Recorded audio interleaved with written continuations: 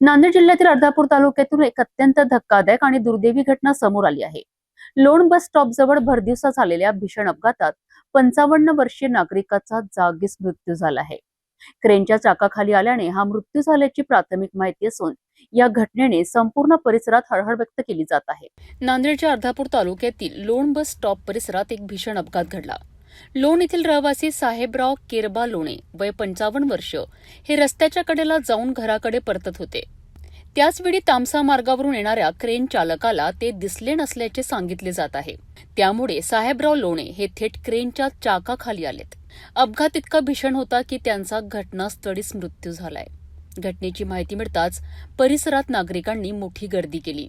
यावेळी परिसरात पाणी समस्येमुळेही अनेक नागरिक उपस्थित असल्याचे सांगितले जात आहे।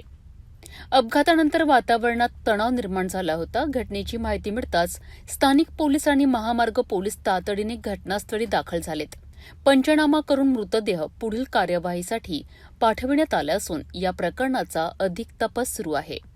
अर्धापूर तालुक्यातील या दुर्दैवी अपघातामुळे लोण गावावर शोककळा पसरली आहे।